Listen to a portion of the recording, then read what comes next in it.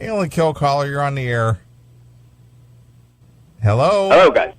Hey, this is Dean from Canada. What's up, guys? Hey, Dean from Canada, one of my favorite callers. That's an honor. I almost put in my pants when I saw that you guys uploaded it as Dean from Canada. Pretty wicked. Well, what can we do for you, my Canadian friend? Not much. Just happy to hear that you guys are both back together again and live. And well, it's a reunion of sorts. Good. If Guns N' Roses can do it, Chris and Neeley could do it. That's right. I heard something about that they have a list of different possible singers. For like what? Axl's going to do a couple of AC/DC songs, and then they're going to get up some wiener from some other band, and then another. I have not heard that. I have not heard that either. About the... see, that's what I heard. And about Steven Adler, apparently might be back. Adler will not be playing these shows. You don't think so? I sort of have inside information. I believe you. And to be honest, like, I don't know. I've seen Adler. I know their kind of, their view on Adler and, you know, Dr. Drew and such. If it's not out there already, you're going to see this magic story that Adler's having surgery. Wow. That's all I'm going to say is you will see in the next week Adler has having surgery, and that's why he's not appearing. Yeah, his rotator cuff is... No, it's back. Oh, it's his back. Oh, its back is fucked. Yeah, it's his back. Oh, okay. I thought they were going to fix his tongue so we could understand what he said. See, that's why I like you, Dean. Oh, like you guys too, but especially I had to call. I heard you guys talking about my queen, Lee Aaron. Oh, yeah. She's got a little broad in the beam. What do you think? I watched the Tomboy video while you guys were talking about it. Yes? And, you know, I think you guys are wrong. I think this is a real comeback. High production values, good songwriting. She looks great. You know, it's good. It's good that she incorporated a bunch, like her grandchildren, like these young children that stand around not looking at the camera, looking away, like they have to pee. It's really weird. I heard she was going back to metal, but that was, I think, more powerful than metal. Do you think she should have been wearing those skin-tight pants? I don't think it's appropriate. Like, I have to rewatch it, but I'm pretty sure we can see some Canadian moose knuckle. We look closely enough. But it really looked like a Canadian 90s production, which everything on Canadian TV sort of looks like 90s production. Kind of like the Trailer Park Boys. Exactly, but that's almost ironic and on purpose, and it works. But there are other shows that are completely straight-faced and run with that sort of production value, and you're like, I mean, I get the story, but somebody crashed a car, but you just hear a stock car crash sound and, like, smoke, and it's like 5 people died, and it's a dramatic scene. Like, it's just the production values are so low, you think you're watching a comedy, but it's tragic. But so that video reminded me of that.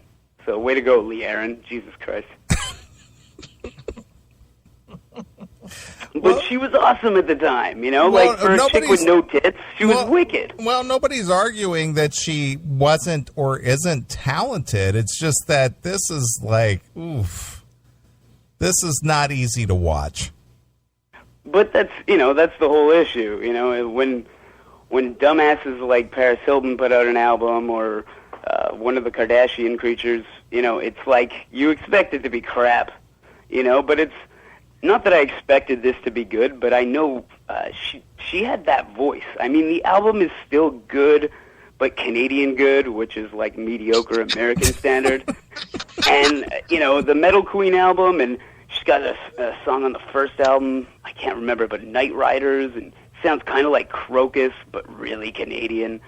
And, you know, there's some heavy, great songs. That voice, it's got the balls of a guy's voice, without sounding too effeminate. It's not Lita Ford-ish. It's not... She's more like Sandy Soraya. Who's Sandy Soraya? Okay, never mind. Oh. Sorry. Excuse me. But I'm sure she is, just like her. But she... I don't know. I'm not surprised, I guess, by that kind of quality video by a Canuck. But I heard you guys are going to be interviewing Lita Ford, right? No, well, we had the opportunity. Chris passed it, but he might try to get that again. But we also have the opportunity to interview Lee Aaron. I heard that too. That's why. When is that happening? As soon as the publicist gets back to us and confirms the date.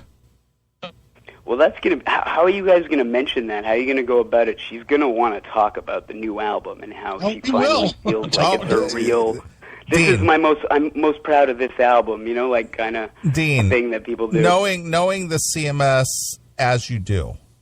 Yes. Do you think that either one of us is not going to broach that subject? I think that let's phone the spirit of Kevin Dubrow and ask. One of my favorite moments of all time. That's amazing. What, calling his cell phone after he was dead? His ghostly answering machine, that was amazing. Guarantee you. So good. It's like, come on, leave a message. Guarantee you that's the only recording of somebody calling his answering machine after he's dead. That's amazing. That probably has more listens than anything they'd come out with after or since. Just the answering machine.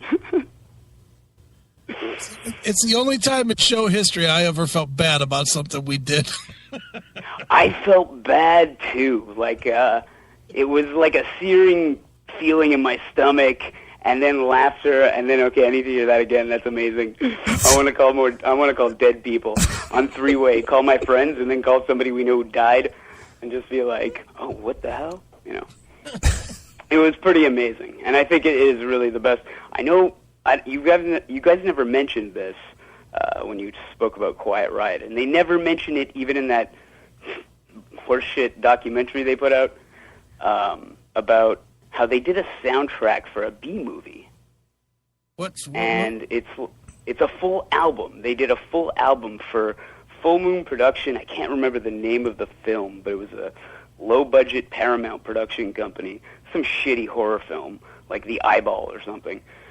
And they did a full album, and I saw the making of, but I can't remember the album. And his wig, what happened with his wig? That's a wig, right? Yeah, of course. That looks like a Swiffer dyed brown or something. It's so weird. At first I looked and I'm like, that's a weird hat. And then I'm like, wait, he's trying to pass this off as human hair. It's a hair hat. It's more hat than hair. It's pretty freaky. But I'm excited for you guys to get Lee Aaron on. That's going to be interesting. I know you guys have made Doro Pesh cry, but I can't seem to find that clip. That was that was a phone call, not so much on the air. Oh, okay. But the offending segment was let's just say we avoided some legalities by not having that. Okay. This was a phone call that was received to basically tell us that she was very upset. Yes. Okay. Was it a cultural misunderstanding, or was it like you guys were like the Mel Gibson? No, we weren't trying to be dicks. We just thought it was funny, but apparently our kind of funny did not translate to her kind of funny.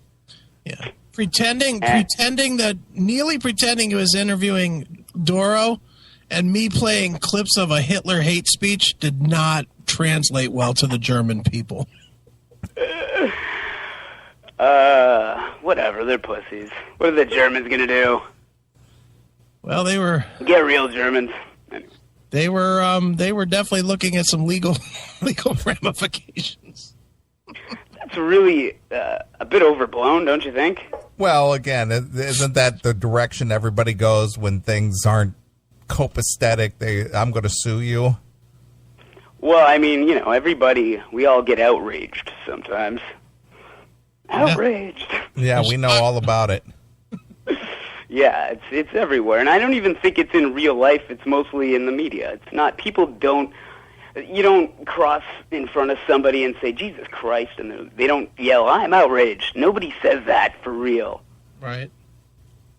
That's just true. Sorry? That's true. Well, we're going to talk about a little bit of outrage here, in a little bit. Mm-hmm. Wicked. There's no shortage of it. I also wanted to tell you guys, I know you guys know a lot about music, maybe not much about punk rock, but a couple of weeks ago, you guys were talking about those dumb band names like Hootie and the Blowfish and whatever. Mm-hmm. You guys are going through the list, and I was like, yeah, that is a band name. But there were two classic bands that very few people know about, and they were Canadian. So, I mean, they're Canadian classic, which means it doesn't exist in the U.S. There's no point of reference at all. Right. But one of them, sorry? One of them was what, the Manic Street Preachers? No, they're English, but they're equal. They're Canadian. They're Canadian good, which means horrible. Definitely. But there was one band called, in the early 80s, called Duran Duran Duran. It's like thrice the Duran. Oh, God.